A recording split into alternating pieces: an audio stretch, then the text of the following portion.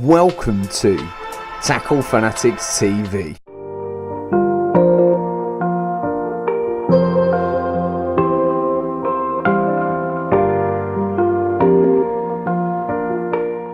When I come to a lake like I have done today, I like to try and keep things really simple. For the minute I got here this morning, I found some fish straight away by using a ready tied rig. It's very similar to something I tie myself. It's a crank hook with a knotless knot, straight out of the packet. I've put a gooed up hook bait on and I've cast out. And I know for a fact that should a carp come along, the rig's effective, they love a bright hook bait, it's game on. From the minute I started fishing this morning, I knew that I was on fish. I'd seen plenty of fizzing, which is what made me set up where I started. But after half an hour of literally no activity, no liners, no nothing, I had a little wander and very quickly found a large amount of fish on the surface, sort of 30 yards away from where I was, not far. Made a quick move and changed approach as well. There were so many on the surface that it felt having rods on the bottom probably wasn't the way to go. But I've moved around to this side of the lake, had half an hour to swim earlier this morning and nothing happened, and I saw a lot of fish milling around on the surface.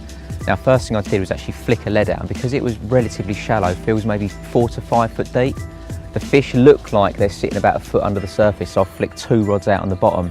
However, I've been here now for 30 minutes, 45 minutes with rods in the water, and nothing's happened, so I am just getting a little zig ready. I'll be honest, it's not my preferred way of catching carp, but this time of year it really can come into its own. I've just got one of the ready tied zigs out of the box, one of the 6 foot ones. I've cut it down to about 4.5 foot where I think it's going to be just under the surface. And when you add a little bit of goo on it as well, it just gives it that little bit of attraction in the water. Hopefully something they can't resist.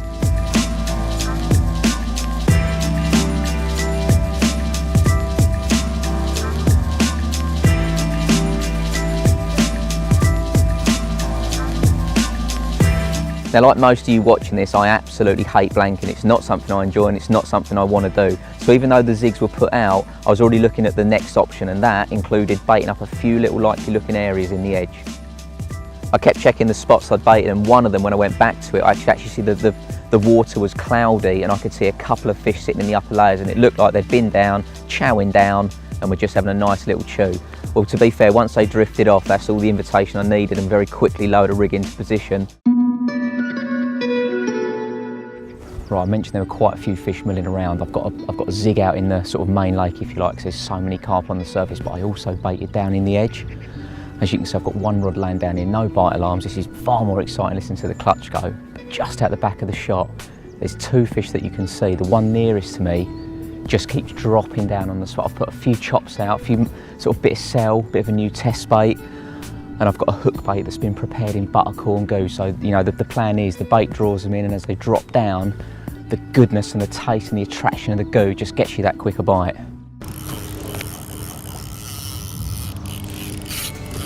Well, there we go. As I said, it can happen as quickly as that. He's been sat there for the last 5 minutes, him and his mate, troughing. They were so close to the spot, I just felt like it had to go. This time of year is really key. I mean, they do start to come in the edge. They're starting to move around after their winter slumber. And if you can just have some bait in that area and they come across it, they're going to eat it. He's got a lovely big pair of shoulders, this fish. Whoa, he's woke up now. Do a bit of water skiing with that. Enjoy this bit, don't try and bully him in. If they want to swim away from you, let them swim away from you. There's virtually no stretch in the line now, so if you're not prepared for it with either the clutch or back wind, you do something slightly wrong by trying to give it too much pressure and you pull the hook out. Especially somewhere like here, it's barbless hooked as well, so it's important that you keep the tight line. Oh, look at him. He's an absolute banger.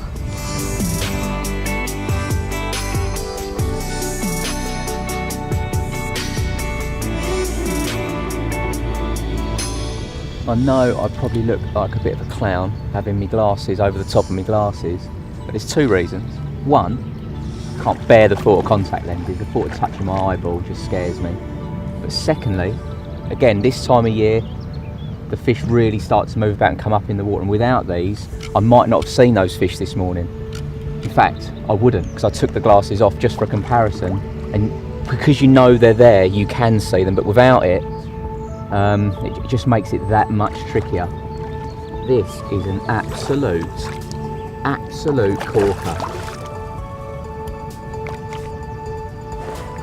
Please go in the net, please go in the net. Yes! Happy days, it's 11 o'clock in the morning. We've got one, chance of some more.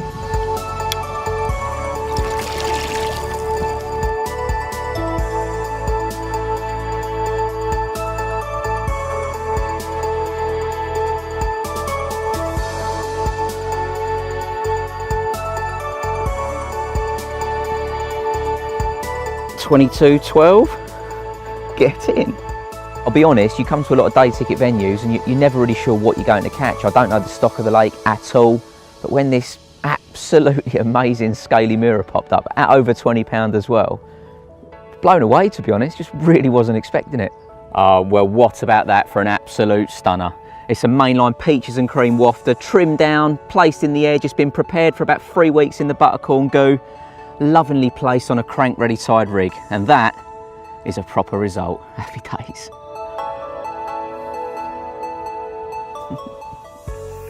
Now here's the important part of any session. Some people are very happy with catching one fish, but I'm always looking for the next bite. Greed is good, as they say. And very quickly the area looked devoid of carp, so once again had another quick wander further around the lake, and it felt like I was chasing them away. By catching that fish, it seemed like it had moved the shoal off, but I come to another area and probably saw 80 fish on the surface. Well, after I've had that fish around there, it's all gone a little bit quiet. I'm not seeing so much movement, so I've come for a quick wander with my bag of bait, and I've been met with carp soup. Now they're coming right in close, and as I caught that last one out of the edge, I'm gonna just sprinkle a little bit of bait along here, and then get on my kit, just lower 2 rods right in the edge.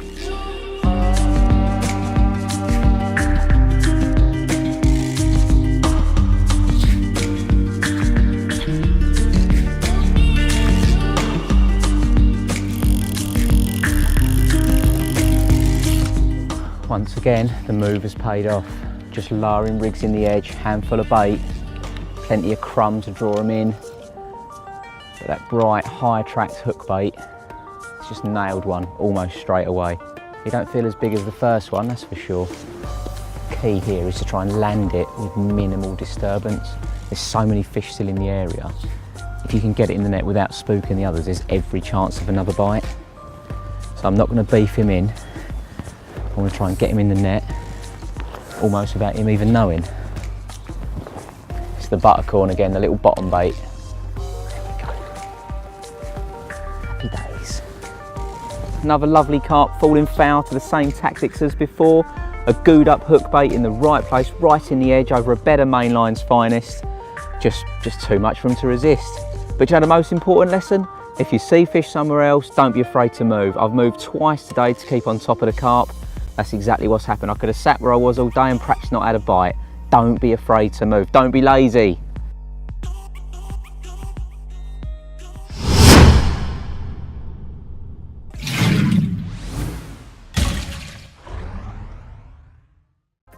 You've been tuned into TFTV. Tackle Fanatics stock an extensive range of tackle and bait from all the leading manufacturers. To check it out, go to www.tacklefanatics.co.uk. Remember, Tackle Fanatics also offer finance to make your tackle purchase more affordable. Tight lines and wet nets from everybody at TFTV.